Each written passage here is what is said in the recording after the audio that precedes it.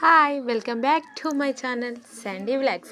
ఎవరైతే మన ఛానల్ని ఇప్పటివరకు చూడలేదో ఈ వీడియో కనుక చూసి నచ్చినట్లయితే ఒకసారి మన ఛానల్ని విజిట్ చేసి వీడియోస్ నచ్చితే లైక్ చేయండి, షేర్ చేయండి, సబ్స్క్రైబ్ చేసుకోండి. పక్కనే ఉన్న గంటని ఒకసారి క్లిక్ చేయండి, ఎందుకంటే మేము పెట్టిన ప్రతి వీడియో మీకు నోటిఫికేషన్ రూపంలో వస్తుంటుంది.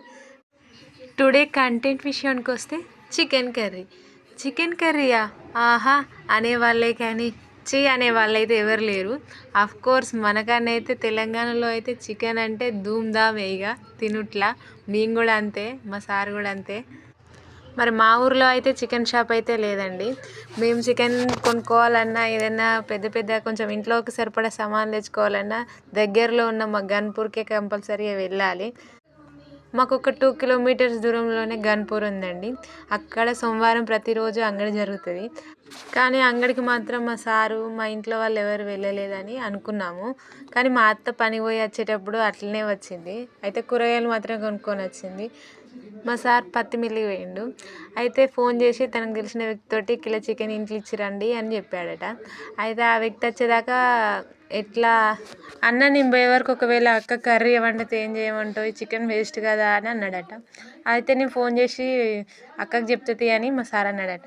అయితే నాకు ఫోన్ చేసిండండి, నువ్వు తెలిసిన వ్యక్తితో నేను చికెన్ పంపుతానా అండు, వేరే కర్రీస్ ఏమి వండకు అని. సరే ఇక పంపిస్తాను కదా అని చూసినాం. చూసి హాస్టల్కి వచ్చింది. 1 గంట వరకు ఆయన వచ్చిండు, ఎందుకంటే వాళ్ళ కొడుకుల దగ్గరికి పోయి వస్తాడనట హాస్టల్కి. ఇక సరే అని కొద్దిసేపు వెయిట్ చేస్తే చికెన్ అయితే వచ్చింది. చికెన్ వచ్చింది కదా, కానీ చికెన్ రాకముందుకే మా బాబు మాత్రం అన్నం తినేసాడండి. వాడు ఏం కర్రీ అంతా ఏం ఎక్కువ తినడు, కానీ ఒక ముక్కేసి అట్లా పెడితే మన తృప్తికి, అందుకోసం వాని కోసం చూసినాం. కానీ పాపం వాడు తినకముందుకే, వాడు తినే టైంకు చికెన్ రాలేదు. చికెన్ వచ్చింది కానీ ఇక తిన్నాడు కదా పడుకుంటాడని నేను అనుకున్నా, కానీ వాడు అస్సలకే పడుకోలేదండి. ఎందుకంటే వాడు సాయంత్రం 4 గంటలకు పడుకుంటాడండి.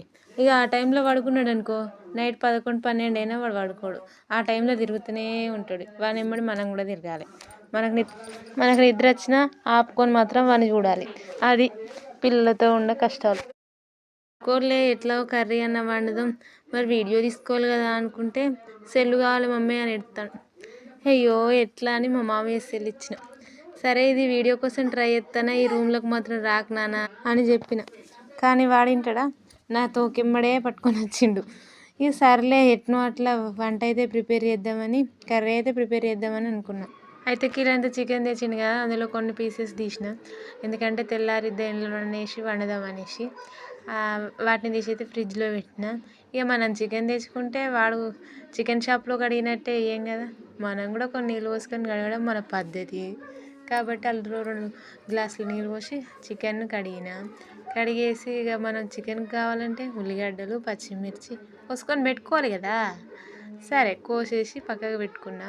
అది మీకు ఈ వీడియోలో చూపించను, ఎందుకంటే పెద్ద లాగవుతుంది వీడియో. స్టవ్ వెలిగించుకొని ఒక గిన్నె పెట్టుకొని దానిలోకి 2 గంటెలంతా నూనె పోసుకోవాలి. నూనె వేడయ్యాక 3 లవంగాలు, ఒక దాల్చిన బగారాకు వేసుకుంటాను. నేను చికెన్ అంటే బగారా కంపల్సరీగా వేసుకుంటాను.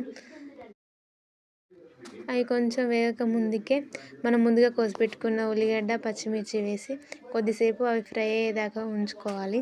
దాని తర్వాత అవి వేగాక పసుపు 1 స్పూన్ అంతా వేసి, అది కూడా వేగాక మనం అల్లం వెల్లుల్లి పేస్ట్ అనేది ఒక వీడియో తీసానండి వేసింది. కాకపోతే నేను తీసాను అనుకున్నాను, కానీ అది వీడియో అనేది తీయలేదు. బట్ నేను మీకు చెప్తాను.